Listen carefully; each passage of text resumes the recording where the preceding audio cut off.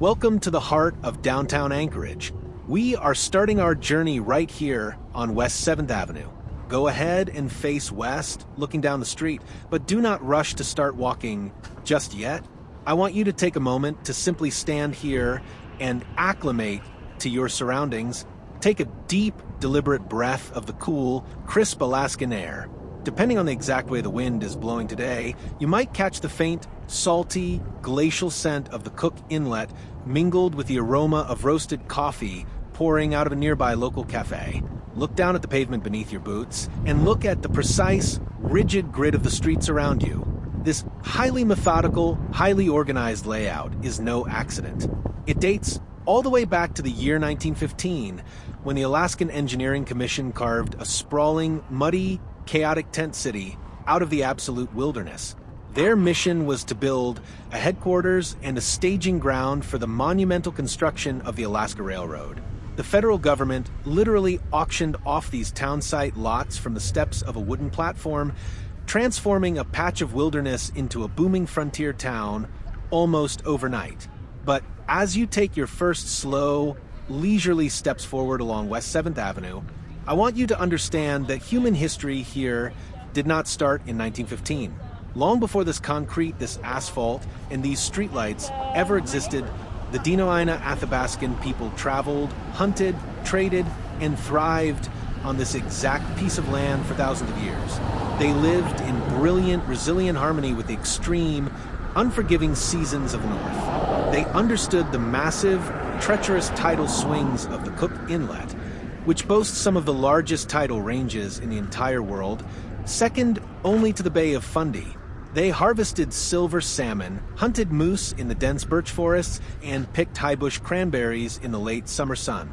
The land you are walking on right now has been a place of gathering, survival, and community for time immemorial. Remember that deep, ancient legacy as you walk through this modern urban grid. As we continue west on 7th Avenue, preparing to cross C Street, I want you to look closely at the architecture lining the road. Notice how the buildings look. You will quickly realize that there is a distinct lack of fragile, ornate, century-old masonry or delicate brickwork. Instead, you see an overwhelming emphasis on solid function over delicate form. You see sturdy concrete, heavy beams, and block-like mid-century construction. There is a very specific and highly violent reason for this aesthetic. On March 27, 1964, it was Good Friday. At 5:36 in the evening, the earth beneath the very sidewalk you are walking on tore itself apart. A magnitude 9.2 tremor struck south-central Alaska. It remains the second largest earthquake ever recorded in the history of human civilization. The violent shaking did not just last for a few terrifying seconds. It dragged on for nearly 5 agonizing minutes. The ground rolled like ocean waves. Deep fissures opened up in the streets.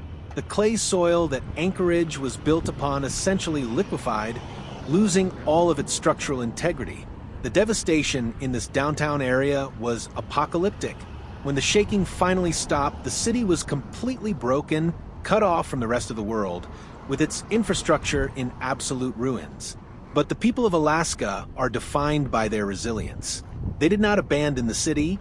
Instead, they cleared the rubble, fundamentally rewrote their municipal building codes to become some of the absolute strictest seismic standards on the entire planet, and rebuilt from the ground up. The sturdy, resilient skyline you see around you today is a direct testament to a city that learned the hard way how to survive the ultimate wrath of the earth.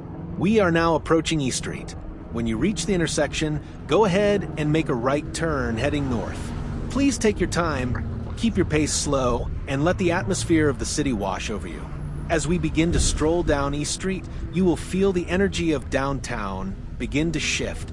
It becomes more vibrant, more pedestrian-friendly, and much more cultural. On your left-hand side, as we approach 6th Avenue, you will see the beautiful open expanse of Town Square Park. I want you to pause for a moment when you reach the edge of the park and just look into it. If you happen to be walking this route in the middle of the Alaskan summer, this park is a stunning, overwhelming explosion of color. Because Anchorage experiences nearly 19 hours of direct daylight, during the peak of summer, The plants here grow with a wild, aggressive energy. You will see thousands of hanging flower baskets dripping with bright fuchsias, lobelias, and petunias. The garden beds are perfectly manicured and bursting with life.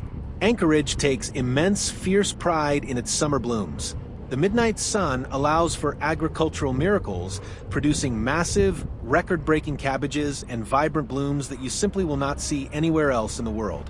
Conversely, if you are walking this exact same route in the dead of winter, this park undergoes a magical frosted transformation.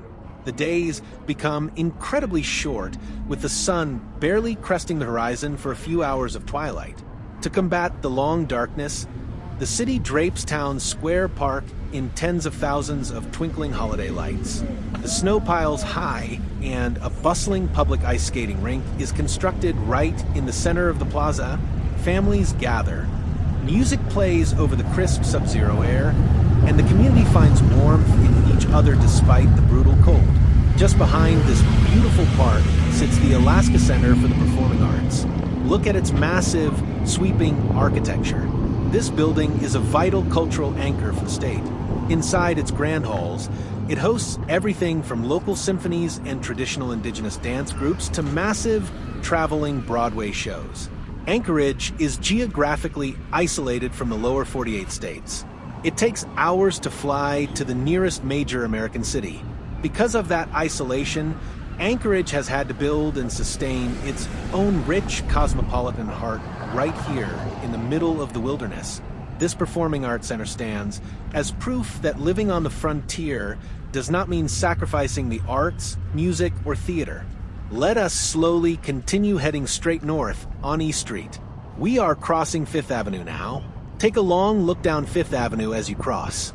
In the 1970s, Anchorage experienced a massive, unprecedented economic explosion. Huge reserves of crude oil were discovered thousands of miles north at Prudhoe Bay on the frozen, desolate shores of the Arctic Ocean. The construction of the Trans-Alaska Pipeline flooded this city with money, engineers, executives, and laborers. Almost overnight, Anchorage transformed from a quiet, recovering pioneer town into a fiercely competitive corporate hub. The high-rises you see jutting into the sky around you were largely funded by this tidal wave of oil wealth. This street became the undisputed beating heart of Alaska's modern economy. As we cross Fifth Avenue and continue toward Fourth, you are walking along a corridor that is steeped in one of Alaska's most legendary, wild, and globally recognized traditions. Every single year, on the first Saturday in March, the streets right around you completely transform. They are packed tight with thousands of cheering fans, hundreds of barking, leaping Alaskan huskies, and the sharp, distinct scent of wood smoke in the freezing air. This exact area serves as the ceremonial starting line for the Iditarod Trail sled dog race. The Iditarod is known as the last great race on Earth. It is a grueling, mind-bending 1,000-mile journey from the streets of Anchorage through the jagged Alaska Range, down the frozen Yukon River, and all the way to the remote, wind-battered coastal town of Nome on the Bering Sea. But the race is not just a test of endurance. It is a profound tribute to a piece of vital Alaskan history. The route commemorates the heroic 1925 Serum Run. During that brutal winter, a deadly outbreak of diphtheria struck the children of Nome. The town was locked in by sea ice, and airplanes of the era could not fly in the minus 50-degree blizzards. The only way to deliver the life-saving antitoxin was by utilizing relay teams of brave mushers and incredibly dedicated sled dogs.